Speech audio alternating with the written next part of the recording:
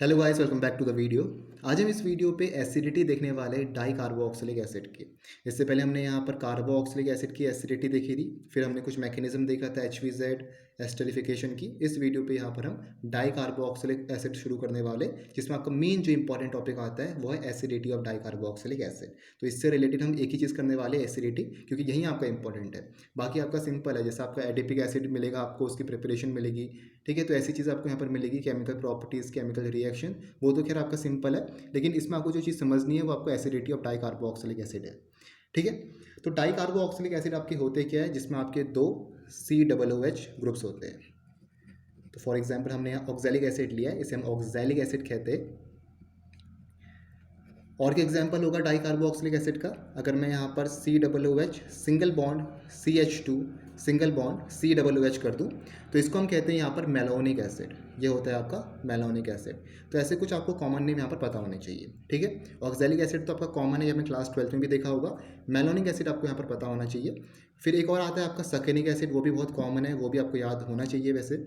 COOH single bond CH2 का whole twice single bond COOH, ये है हमारा सकेनिक एसिड। ठीक है, जिसमें आपका CH2 होल ट्वाइस आता है। सिंगल CH2 होगा तो आपका मेलोनिक एसिड होता है, और ये आपका होगा सकेनिक एसिड। ठीक है, तो दो तीन आपके कॉमन नेम है, सिंपल आपके नेम है, आपको याद हो सकते हैं। तो इसकी हमें एसिडिटी देने पर देखनी है। ठीक है, तो अगर जब हम कार्बोक्सिलिक एसिड की बात कर रहे थे, फॉर एग्जाम्पल जब हम एसिटिक एसिड की बात कर रहे थे, यहाँ पर हमारे पास एक कार्बोक्सिलिक एसिड है, तो इसमें हमारा एक ही यहाँ पर एसिडिक हाइड्रोजन था, दैट इज वाला H वाला, ये हमारा एसिडिक हाइड्रोजन है। लेकिन जब यहाँ पर हम कंपेयर करेंगे डाई कार्बोक्सिलिक एसिड को, तो इसमें हमारे दो एसिडिक हाइड्रोजन है। कौन से? एक आपका ये वाला एसिडिक हाइड्रोजन है, एक दूसरा आपका ये वाला एसिडिक हाइड्रोजन है। तो आपको पता भी होना चाहिए मैं एसिडिक हाइड्रोजन यहाँ पर क्यों कह रहा हूँ, क्योंकि आपका ये ऑक्सीजन से बॉन्ड बना रहा है। तो ऑक्सीजन एक ज़्यादा इलेक्ट्रोनेगेटिव आइटम है हाइड्रोजन कंपेरिजन में, तो इलेक्ट्रॉन्स खींचेगा हाइड्रोजन के, जिसकी वजह से हाइड्रोजन क्या हो जाएगा, एसिडिक बन जाएगा। ठीक है, तो ये आपका यहाँ पर इसमें अगर देखें तो इसमें आपके दो एसिडिक हाइड्रोजन्स है, और इसमें आपका एक ही एसिडिक हाइड्रोजन्स है। ठीक है, दूसरी बात जो हमने यहाँ पर करी थी कार्बोक्सिलिक एसिड में, हमने एसिडिटी कांस्टेंट की बात करी थी। वो क्या होता है कि जब भी आपका कोई कार्बोक्सिलिक एसिड आयोनाइज होगा, तो किस एक्सटेंट तक वो आयोनाइज हुआ है वो हम कैसे पता लगाते थे? एसिडिटी कांस्टेंट से।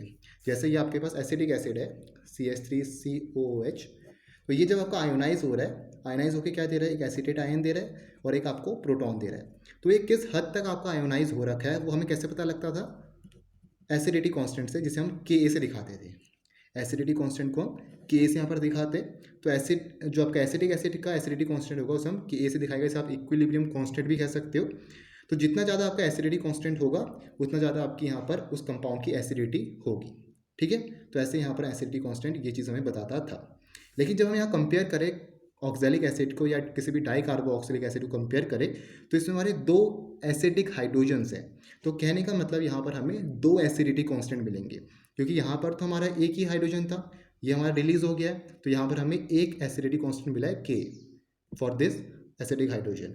यहाँ पर हमारे दो ऑक्सैलिक एसिड है, तो यहाँ पर दो एसिडिक हाइड्रोजन्स है, तो कहने का मतलब यहाँ पर हमें दो मिलेंगे एसिडिटी कांस्टेंट। कौन कौन से? एक हमारा K1 होगा पहले एसिडिक हाइड्रोजन के लिए, और दूसरा K2 होगा दूसरे एसिडिक हाइड्रोजन्स के लिए। ठीक है, तो एक एक करके हम देखेंगे कि K1 और K2 में से आपका कौन सा एसिडिक हाइड्रोजन आपका यहाँ पर, किसकी एसिडिटी आपके यहाँ पर ज़्यादा है।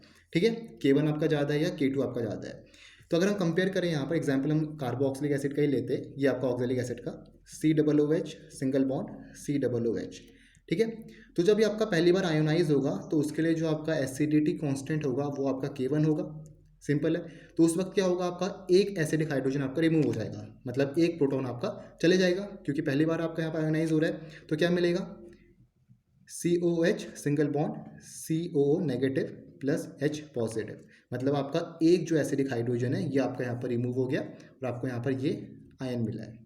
ठीक है, तो इसके लिए जो आपका एसिडिटी कांस्टेंट है वो आपका K1 है फॉर दिस एसिडिक हाइड्रोजन जो आपका यहाँ पर आयनाइज हो रखा।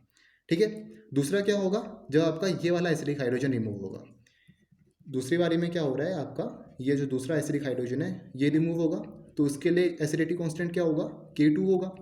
तब क्या मिलेगा? CO negative single bond CO negative plus H positive. ठीक है, तो ये आपका यहाँ पर दूसरा एसिडिटी कांस्टेंट मिला आपको K2। अभी दोनों की जो वैल्यू है ये आपकी डिफरेंट वैल्यू है, दोनों की आपकी सेम वैल्यू नहीं है, दोनों की आपकी डिफरेंट वैल्यू है, वही हमें यहाँ पर इंपॉर्टेंट चीज़ समझनी है।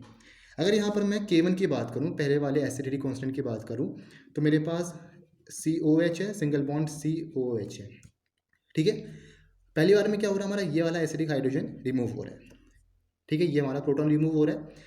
तो ये जो आपका कार्बोक्सिलिक एसिड आपको यहाँ पर दिख रहा है, ये आपका इलेक्ट्रॉन विड्रॉइंग इफेक्ट शो करेगा। ये आपका यहाँ पर इलेक्ट्रॉन विड्रॉइंग इफेक्ट शो करेगा, जिसे हम इंडक्टिव इफेक्ट के टर्म्स में कहेंगे -I इफेक्ट यहाँ पर शो करेगा। -I इफेक्ट क्या करते हैं, इलेक्ट्रॉन्स को अट्रैक्ट करते हैं। इलेक्ट्रॉन विड्रॉइंग ग्रुप्स क्या होते हैं, जो आपके इलेक्ट्रॉन्स को अट्रैक्ट करते हैं। तो ये जो आपका COOH है, ये आपका एक इलेक्ट्रॉन विड्रॉइंग ग्रुप है। तो होगा क्या, ये वाले कार्बोक्सिलिक एसिड से जो आपका एसिडिक हाइड्रोजन दे रहा है, उसमें से आपके इलेक्ट्रॉन्स को खींचेगा अपनी तरफ। इलेक्ट्रॉन्स को जब खींचेगा तो ऑक्सीजन के ऊपर जो नेगेटिव चार्ज है वो आपका कम हो जाएगा और हाइड्रोजन आपका ईजिली यहाँ पर रिलीज हो जाएगा, ठीक है। क्योंकि हमें पता है कि जब आपकी यहाँ पर इलेक्ट्रॉन डेंसिटी कम होती है तब आपके यहाँ पर एसिडिटी बढ़ जाती है, और जब आपकी इलेक्ट्रॉन डेंसिटी ज़्यादा होगी तो आपकी यहाँ पर बेसिसिटी बढ़ती है। मैं आपको पहले भी बताया था, इलेक्ट्रॉन डेंसिटी कम होगा तो एसिडिटी आपकी बढ़ती है, इलेक्ट्रॉन डेंसिटी बढ़ेगी तो आपकी बेसिसिटी यहाँ पर बढ़ेगी, ठीक है। यहाँ पर क्या हो रहा है, ऑक्सीजन के ऊपर इलेक्ट्रॉन डेंसिटी कम हो रही है।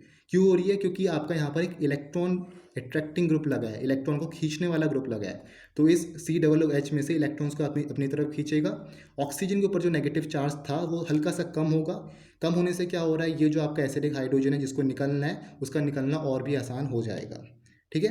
तभी आपका जो यहाँ पर एसिडिटी कांस्टेंट है K1, वो आपका ज़्यादा रहता है इन कंपैरिजन टू K2। K2 में आपका कम क्यों हो रहा है, K2 को हम अगर ऑब्जर्व करें, K2 में आपका कौन सा आयन बच रहा है, ये वाला बच रहा है, तो HOOC single bond CO negative. अब हमें करना क्या है, हमें ये वाला एसिडिक हाइड्रोजन यहाँ से निकालना है, ठीक है। तो अगर यहाँ पर हमारा ये आयोनाइज हो जाता है, अगर इसके लिए हमारा जो K2 है ये हमारा आयोनाइज हो जाता है, तो क्या मिलेगा, COO negative single bond COO negative plus H positive. तो ये हमारे यहाँ पर डाई अनायन हमें मिल रहा है। तो अगर यहाँ पर हम इस डाई अनायन को ऑब्जर्व करें तो इसमें आपका दोनों तरफ नेगेटिव चार्ज है, दोनों तरफ आपका यहाँ पर नेगेटिव चार्ज है।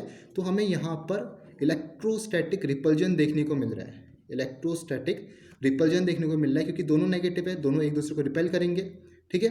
तो मतलब ये जो डाई अनायन है यहाँ पर डीस्टेबलाइज हो जाएगा, क्योंकि दोनों तरफ आपका यहाँ पर नेगेटिव चार्ज है, तो इलेक्ट्रोस्टैटिक रिपल्जन होगा, जिसकी वजह से डाई अनायन आपका डीस्टेबलाइज हो जाएगा। तो इस कहने का मतलब है कि इसके लिए जो K2 होगा वो आपका कम होगा इन कंपैरिजन टू K1, क्योंकि आपका अगर यहाँ पर ये प्रोटॉन निकल जाए तो ये जो आपका डाई अनायन यहाँ पर बच रहा है ये आपका स्टेबल नहीं है, ये आपका अनस्टेबल है, क्योंकि इसमें आपका इलेक्ट्रोस्टैटिक रिपल्जन देखने को मिल रहा है, क्योंकि दोनों तरफ आपके यहाँ पर नेगेटिव चार्ज बचेंगे अगर ये प्रोटॉन आपका निकल गया तो, ठीक है। तो इसके लिए जो कि आपका एसिडिटी कांस्टेंट था वो क्या था, K2 था, ठीक है। तो हमें दोनों से यहाँ पर पता चल रहा है कि K1 आपका यहाँ पर ज़्यादा होगा इन कंपैरिजन टू K2। K1 की वैल्यू, एसिडिटी कांस्टेंट की वैल्यू आपकी ज़्यादा होगी इन कंपैरिजन टू K2, क्योंकि K1 में क्या हो रहा है, आपका जो यहाँ पर कार्बोक्सिलिक एसिड है ये आपका इलेक्ट्रॉन विड्रॉइंग ग्रुप है, तो इलेक्ट्रॉन विड्रॉइंग इफेक्ट शो करेगा, इलेक्ट्रॉन्स को अट्रैक्ट करेगा, जिसकी वजह से ऑक्सीजन के ऊपर नेगेटिव चार्ज कम होगा, हाइड्रोजन निकलना आसान हो जाएगा। K2 में क्या हो रहा है, अगर ये प्रोटॉन आपका निकल जाए तो इसमें आपके दोनों इनके नेगेटिव चार्ज है, तो इलेक्ट्रोस्टैटिक रिपल्जन होगा, जिसकी वजह से डीस्टेबलाइज हो जाएंगे, ठीक है। तो मतलब यहाँ पर आपका जो K2 है इसका एसिडिटी कम होगी, इसकी एसिडिटी कांस्टेंट आपका कम होगा इन कंपैरिजन टू K1, ठीक है। तो यहाँ से हमें समझ आया डाई कार्बोक्सिलिक एसिड की एसिडिटी। हम और इसके लिए कंपेयर कर सकते हैं, जैसे मेलोनिक एसिड के लिए फॉर एग्जांपल अगर हम कंपेयर करें ऑक्सैलिक एसिड और मेलोनिक एसिड के बीच में एसिडिटी, ठीक है। तो इसमें अगर हम देखेंगे कि इसमें आपका एक सिंगल CH2 ग्रुप है और इसमें आपका कोई CH2 ग्रुप नहीं है, हमें पता है कि डिस्टेंस बढ़ने के साथ आपका इंडक्टिव इफेक्ट यहाँ पर कम होगा, ठीक है। यहाँ पर तो आपका कोई CH2 ग्रुप नहीं है, कोई आपका मिथाइल ग्रुप ऐसा कुछ नहीं है, ठीक है। यहाँ पर आपका CH2 ग्रुप है, तो डिस्टेंस जब आपका बढ़ेगा तो आपका यहाँ पर इंडक्टिव इफेक्ट भी कम होगा, ठीक है। तो आपका यहाँ पर ऑक्सैलिक एसिड की एसिडिटी ज़्यादा होगी in comparison to malonic acid.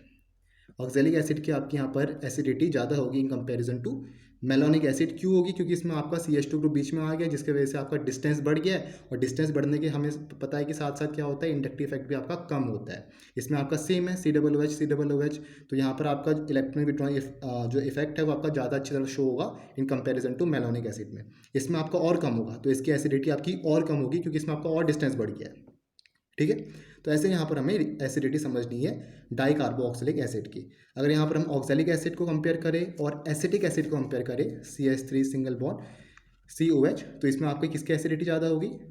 Obviously किसकी होगी? ऑक्जेलिक एसिड की होगी। क्यों होगी? क्योंकि इसमें आपका इलेक्ट्रॉन विड्रॉइंग ग्रुप शो लगा हुआ है COOH, इसमें हमारा प्लस आई इफेक्ट शो हो रहा है, जो हमारा इलेक्ट्रॉन रिलीज़ करेगा। तो इलेक्ट्रॉन रिलीज़ करेगा तो ऑक्सीजन के ऊपर नेगेटिव चार्ज बढ़ेगा। यहाँ पर हमारा इलेक्ट्रॉन विड्रॉइंग ग्रुप लगा है, माइनस इफेक्ट शो होगा। तो यहाँ पर माइनस इफेक्ट शो हो रहा है, यहाँ पर आपका प्लस इफेक्ट शो हो रहा है।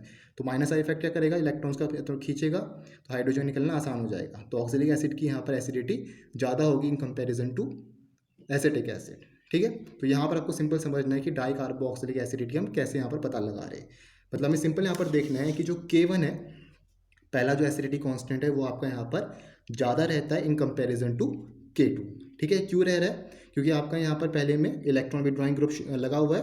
जब आपका दूसरा यहाँ पर ये बन रहा है, या नाइन बन रहा है, तो इसमें जब आपका ये हाइड्रोजन निकलेगा, ये प्रोटॉन जब आपका रिलीज होगा, तो आपका कुछ ऐसा यहाँ पर फॉर्म हो रहा है, एक डाई एनाइन आपका फॉर्म हो रहा है, जो आपका यहाँ पर इलेक्ट्रोस्टैटिक रिपल्जन शो करेगा, जिसकी वजह से आपका डीस्टेबलाइज हो जाएगा। देयरफॉर आपका जो K2 है, दूसरा एसिडिटी कांस्टेंट, ये आपका यहाँ पर कम होगा इन कंपैरिजन टू K1। तो ये था आपका यहाँ पर एसिडिटी डाई कार्बोक्सिलिक एसिड की। तो मिलते हैं नेक्स्ट वीडियो पे। Thank you for watching the video.